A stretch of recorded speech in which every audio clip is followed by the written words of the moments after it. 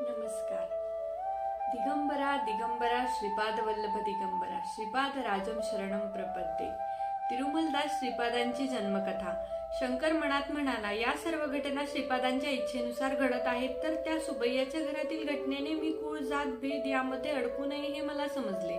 जीवांच्या आपल्या पाप पुण्य कर्माप्रमाणे चांडाळही पुढील जन्मी ब्राह्मण होऊ शकतो, तर या जन्मी पापकर्मे करणारा ब्राह्मण पुढील जन्मी चांडाळ होऊ शकतो. जन्म पुनर्जन्म याचा कालप्रवाह हा असा अखंड वाहत असतो. पुजाऱ्यांनी सांगितल्याप्रमाणे शंकर त्या कुत्र्यांबरोबर रजकाच्या वस्तीत त्या धोब्याला भेटावयास गेला. त्याचे नाव तिरुमलदास असून तो 70 वर्षांचा वयोवृद्ध होता. त्याने शंकराला आदराने खाटेवर बसविले.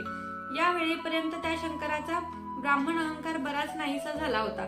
श्रीपादांचे भक्त आता शंकराला बंधू वाटून त्याला आपुलकी माया वाटू लागली होती. त्या तिरुमलदासांनी त्याला वरसिद्धी विनायकाचा प्रसाद दिला आणि तो म्हणाला, शंकरा, तू आजपासून श्रीपादांचे चरित्रामृत लिहिण्यास सुरुवात कर.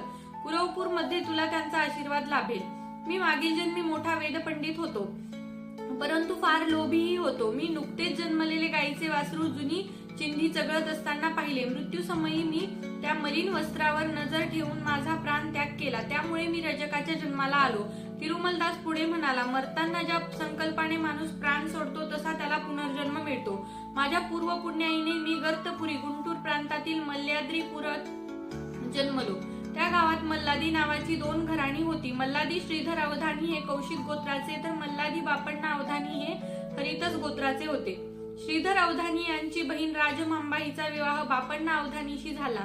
दोघेही मिळून महापंडित होते. गोदावरी प्रांतात ऐनविल्ली गावी सुवर्ण गणपतीच्या महायज्ञास हे दोघे पंडित गेले होते. शास्त्रानुसार होमातील शेवटची आहुती गणपतीने आपल्या सोन्याने स्वीकारावी व सुवर्ण रूपाने प्रत्यक्ष दर्शन घ्यावे असे काही पंडित म्हणू लागले. हे कसे शक्य आहे असा वाद तेथील पंडितांमध्ये सुरू झाला. त्या महायज्ञाचे प्रथमार्चन म्हणाले, वेदमंत्रात तेवढे सामर्थ्य आहे, हे होऊ शकेल. तशी त्यांनी प्रतिज्ञा केली आणि खरोखर यज्ञाचे शेवटी गणपतीने सुवर्ण रूपात प्रत्यक्ष दर्शन देऊन सोन्याने शेवटची आहुती स्वीकारली. आणि गणपती म्हणाला, काही काळातच गणेश चतुर्थीच्या दिवशी सर्व कलासंपन्न श्रीपाद श्रीवल्लभ रूपाने मी अवतार घेणार आहे. यज्ञाचे वेळी हजर असलेले सर्व लोक आश्चर्यचकित झाले, परंतु तिथे 3 जण नास्तिक होते. ते म्हणाले, हा दृष्टीभ्रम किंवा इंद्रजाल असेल. गणपती साकारलाच नव्हता. जर ते सत्य असेल तर गणपतीने पुन्हा प्रगट व्हावे.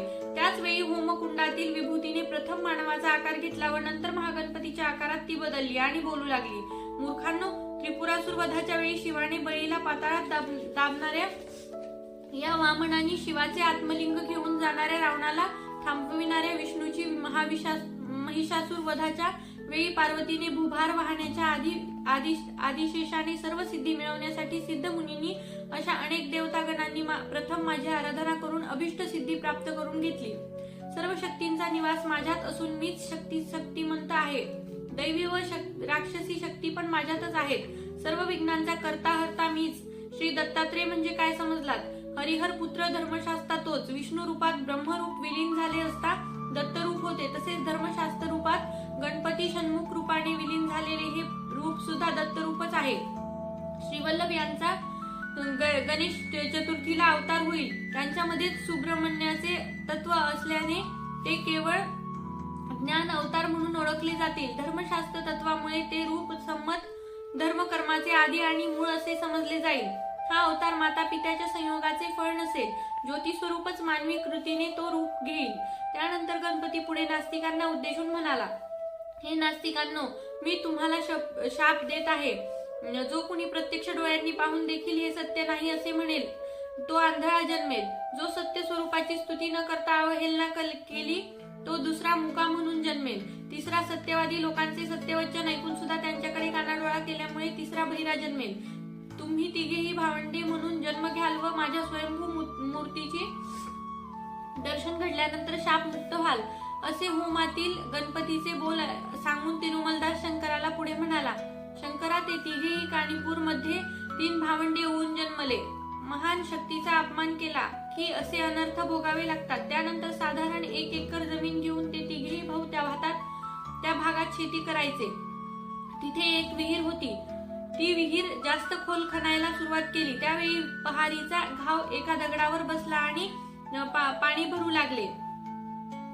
पहारीचा घाव एका दगडावर बसला आणि त्यातून रक्त येऊ लागले. ते रक्त मुक्या भावाच्या हाताला लागले आणि तो बोलू लागला. त्यानंतर विहिरीत पाणी भरू लागले. त्या पाण्याच्या स्पर्शाने बहिऱ्या भावाला ऐकू येऊ लागले. तर आंधळ्या भावाचा हात त्या दगडाला लागताच त्याला दिसू लागले. तो दगड म्हणजे स्वयंभू विनायकाची मूर्ती होती.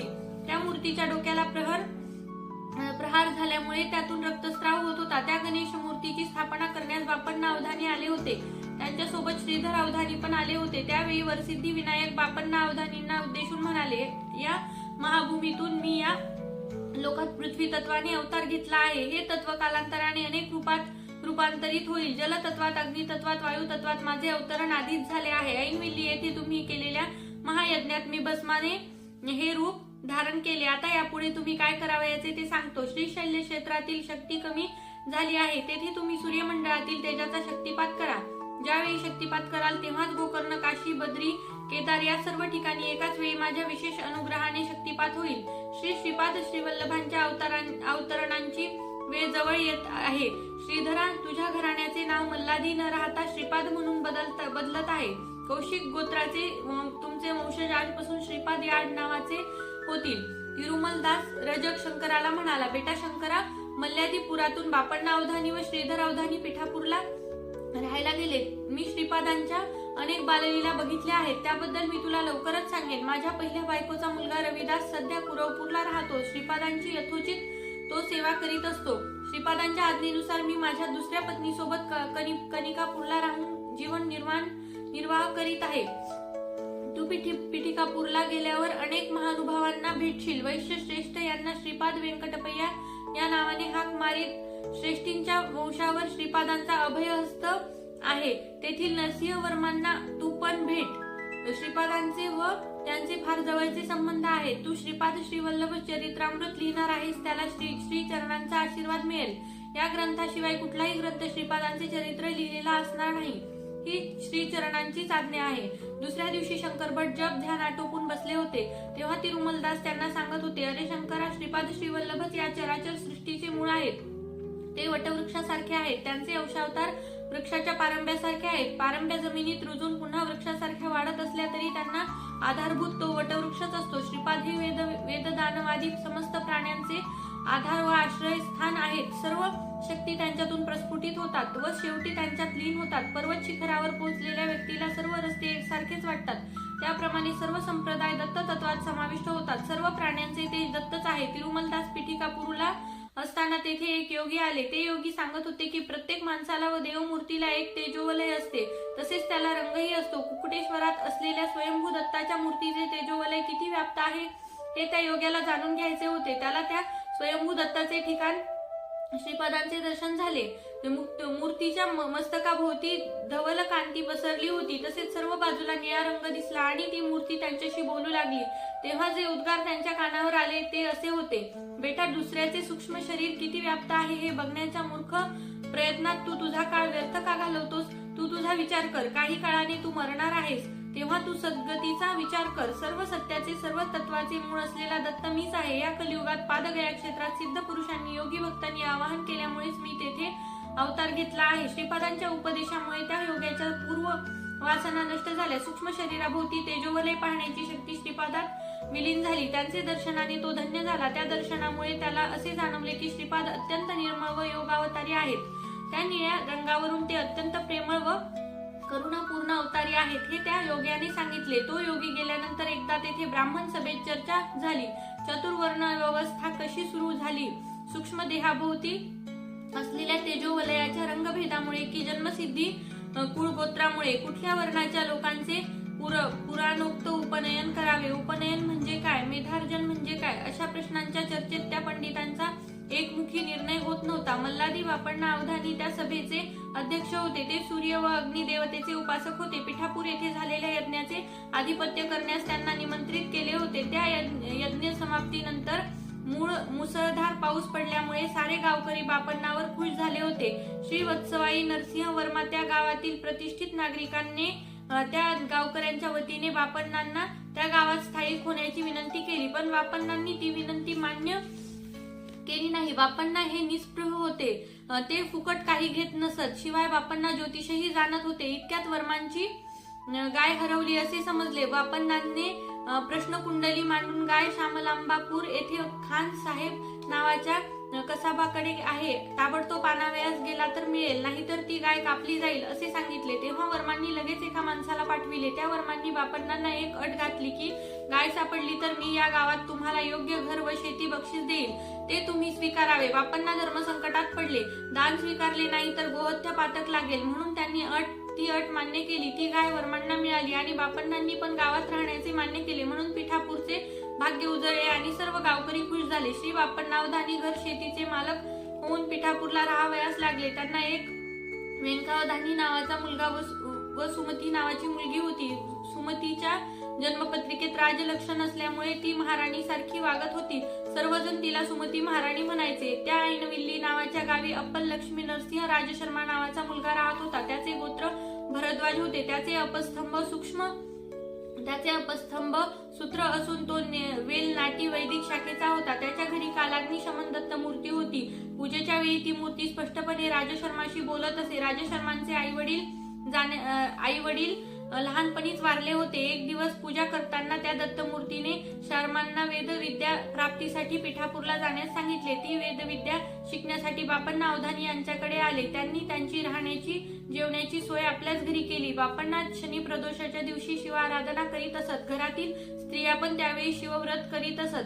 श्री बापण्णांच्या बरोबर श्री नरसिंह वर्मा व श्री व्यंकटपय्या श्रेष्ठीही या पूजेत भाग घेत असत. एकदा शनी प्रदोष शिवाराधनेनंतर तेथील श्री कुकुटेश्वर शिवलिंग विद्युत कांतीने झळकू लागले आणि त्या लिंगातून गंभीर वाणी ऐकू आली. बेटा बापण्णार्य, निसंदेहपणे तुझी मुलगी सुमती महाराणी अप्पलराजू शर्माला देऊन त्यांचा विवाह करावा, त्यामुळे लोक कल्याण सिद्धी लाभेल. हा दत्तप्रभूंचा निर्णय आहे. या निर्णयाला डावलण्याचा अधिकार या चराचर सृष्टीत कोणालाही नाही. ही देववाणी तेथे उपस्थित असलेल्या व्यंकटपय्या श्रेष्ठी, नरसिंह वर्मा वगैरे मंडळींना स्पष्ट ऐकू आली. सर्वजण आश्चर्यचकित झाले व त्या शिवाज्ञेप्रमाणे हालचाली सुरू झाल्या. ऐनविल्ली गावातल्या राजशर्मांच्या बांधवांना निरोप पाठविले. राजशर्मा व सुमती राणीचा विवाह ठरला. त्या विद्यार्थी दशेतील राजशर्मांना राहायला तेथे घर सुद्धा नव्हते. हे सर्वांच्या लक्षात आले. तेव्हा व्यंकट श्रेष्ठींनी सुचविले की माझ्याजवळ पुष्कळ घरे आहेत, त्यातले एक घर मी राजशर्मांना देईन. पण राजशर्मा दान स्वीकारायला तयार नव्हते. त्यावर श्रेष्ठींनी तोडगा काढला. श्रेष्ठी शर्मांच्या बांधवांशी बोलले. राजशर्मांच्या वडिलोपार्जित घराची किंमत विचारली गेली. त्या घराची किंमत 1 वराह 4 रुपये होती, तर श्रेष्ठींचे 12 वराहांचे 48 रुपये होते. राजशर्मा म्हणाले की वरचे पैसे माझ्याकडे नाहीत. त्यावेळी श्रेष्ठी म्हणाले, दान घेणे तुम्हाला मान्य नाही, म्हणून माझ्या घराची किंमत मी एक वराह 4 रुपये ठेवली आहे. तेव्हा आता हे घर तुम्ही विकत घ्यावे. श्रेष्ठींचे सांगणे धर्मसंमत आहे असा निर्णय सर्वांनी दिला. त्यानंतर वैभव संपन्न वातावरणात मंगलवाद्यांचे सूर निनादत असताना वेदमंत्र घोषात सुमती राणी व श्री अप्पल लक्ष्मी नरसिंह राजशर्मा यांचा विवाह मोठ्या थाटात पार पडला. श्रीपाद श्रीवल्लभांचा अवतार अज्ञानरूपी अंधकार नाहीसा करण्यासाठी, तसेच आध्यात्मिक व भौतिक प्रगतीत जीवांना येणाऱ्या अडचणी दूर करण्यासाठी व्हायचा होता. श्री दत्तप्रभू कालदेवतेचे व कर्मदेवतेचे शासक आहेत. त्यांच्या शासनानुसार राजशर्मांना 2 मुले झाली.